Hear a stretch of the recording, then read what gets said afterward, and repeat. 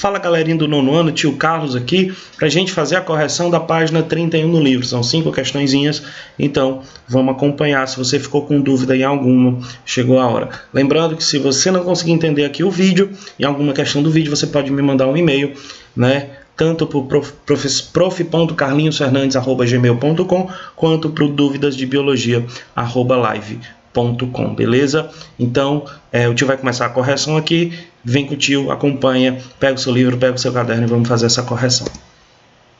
A primeira questão.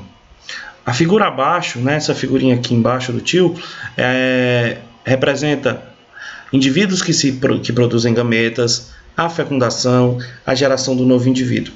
Aqui na figura 1.26 tem tudo isso e a partir dela a gente vai responder as questões, tá? Ficou meio pequenininho aqui no vídeo, mas aí você bota na sua tela cheia, quem tiver no celular ou no notebook, eu acho que fica bacana para ver. Se não, corre lá no livro, abre o seu livro, pega a figurinha, olha a figura e acompanha com o tio, tá? Letra A. Qual é o número que representa os elementos relacionados à transmissão de características? O elemento da figura responsável pela transmissão das características é o espermatozoide e o ovócito 2, o ovócito secundário, que são gametas, representados pelo número 3. Tá? Qual é o número de cromossomos da maioria das nossas células? Quando ele fala a maioria das nossas células, ele está falando todas as que não são gametas. E essas células que não são gametas, que não são células sexuais, a gente chama de células autossômicas, que são células diploides que possuem cromossomos homólogos. Todos esses termos que o tio está falando aqui, está lá naquela aula de conceitos básicos, tá? Então, qualquer coisa volta lá, qualquer coisa dá um Google, procura essas palavras ou então manda e-mail para o tio tirando dúvida. Mas pesquisa, estuda, lê. Então, qual é o número de cromossomos das nossas células autossômicas, que é a maioria?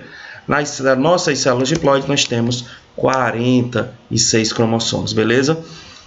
O número 2 indica o tipo de divisão celular que origina os gametas, que são as células número 3.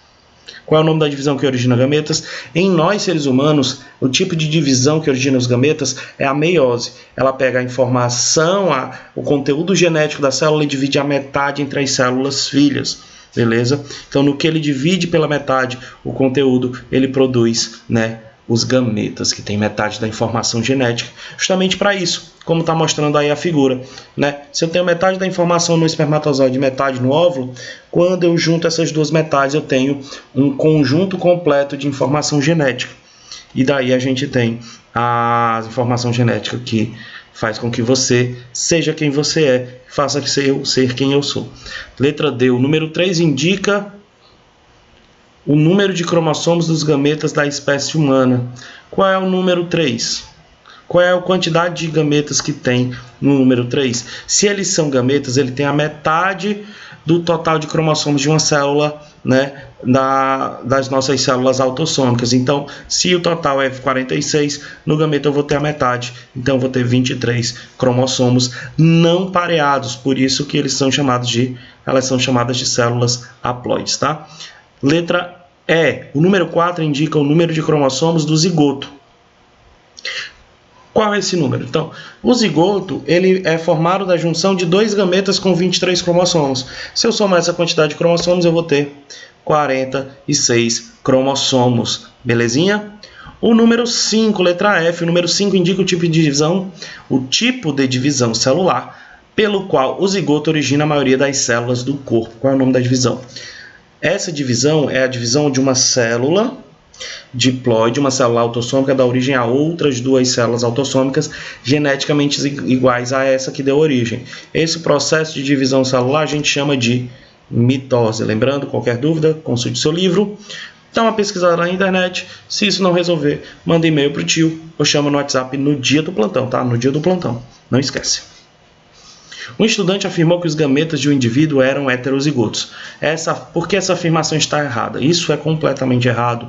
O gameta ele não pode ser hétero, não pode ser homozigoto, porque ele só tem um alelo. Para eu fazer essa afirmação de homo ou heterozigoto, eu preciso dos dois alelos. Ele só tem metade da informação cromossômica, ele só tem um alelo, né, desse gene e não tem como a gente afirmar se é hétero ou se é homo zigoto, beleza? Questão de número 3 agora na tela. De acordo com a primeira lei de Mendel, características transmitidas como a cor da semente das ervilhas são condicionadas por um par de fatores que se separam na formação dos gametas. Primeira informação sobre essa questão, lá no seu livro, tem falando que nos estudos de Mendel ele observou que nas ervilhas a cor amarela é dominante sobre a cor verde, tá? Então isso aí é uma informação já fornecida pelo livro, então você já tinha que saber, tá? Então vamos lá.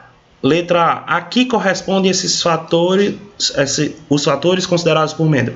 Esse termo fator que o Mendel usou, hoje a gente substituiu pelo termo alelo, tá? Que são as variações de uma determinada característica.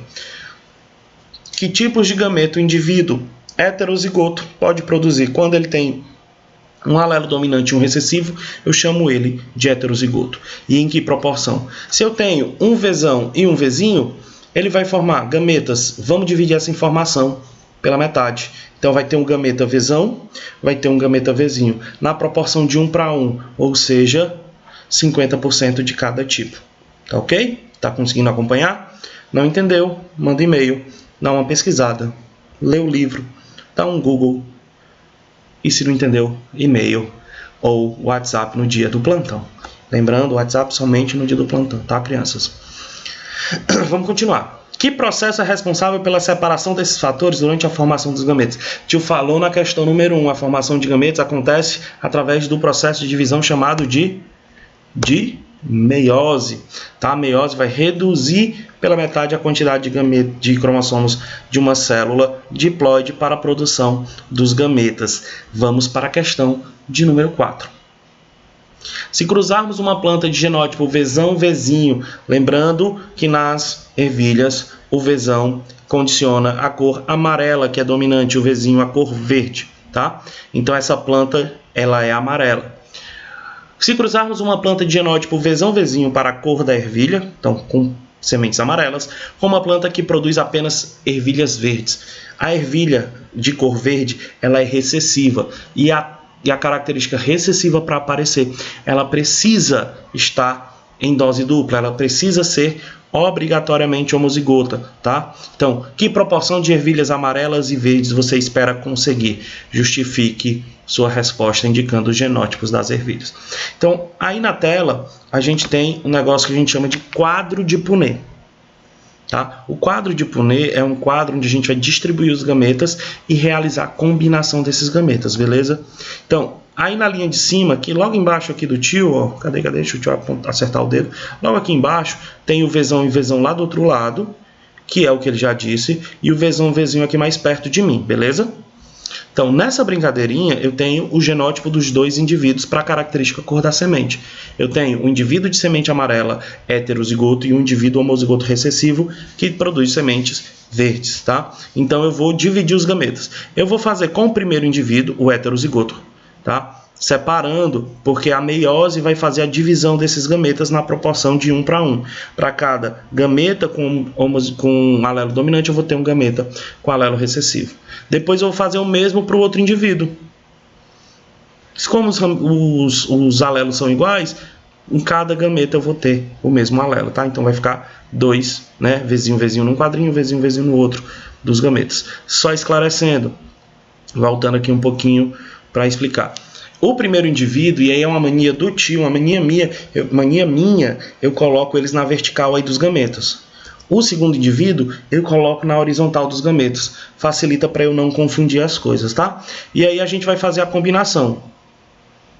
Primeira linha, primeira coluna, eu tenho um Vzão e um Vzinho.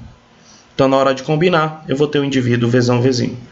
Primeira linha, segunda linha, primeira coluna, são dois gametas Vzinho. Então, na hora de juntar, vai dar Vzinho, Vzinho. Primeira linha, segunda coluna, Vzão, Vzinho. E segunda linha, segunda coluna, Vzinho, Vzinho. Moral da história, eu tenho dois dominantes, dois Vzão, Vzinho para dois Vzinho, Vzinho, tá? Então, tem uma proporção de 50% de ervilhas com sementes amarelas, 50% na proporção de ervilhas verdes, tá? Então, é isso que a questão pede de você, beleza? Vamos para a nossa última questão, questão número 5. Utilizando letras use a letra inicial da característica recessiva. Isso é outra convenção da genética. Sempre que a gente vai, né, montar um genótipo, a gente usa a letra inicial da característica recessiva. Tio, pode usar qualquer outra letra? Pode. Você pode usar qualquer letra do alfabeto, a letra do seu nome, do nome da sua mãe, do seu cachorro, qualquer letra, tá? Desde que você separe o dominante escrito maiúsculo, o recessivo escrito minúsculo. As ervilhas de sementes amarelas que cruzadas entre si nunca originavam ervilhas verdes. Para não ter a chance de ervilhas verdes, eu vou ter que fazer um cruzamento entre homozigoto dominante, vezão, tá? Vezão, cruzando com vezão, eu vou ter 100% de vezão, então 100% de sementes amarelas.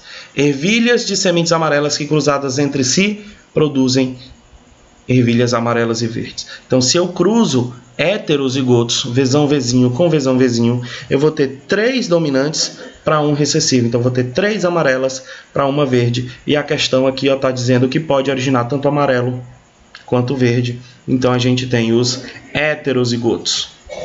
E para finalizar a atividade, a gente tem o genótipo de ervilhas de semente verde. A cor verde das sementes na ervilha é uma característica recessiva, então para ela aparecer tem que ser vezinho, tem que ser homozigoto recessivo, beleza? A gente encerrou a correção. Agora você vai clicar no próximo vídeo, no próximo link aí do formulário para ir assistir o conteúdo de hoje, beleza? Tio Carlos vai ficando por aqui. Um forte abraço e até a aula, hein? A gente se vê já. Tchau!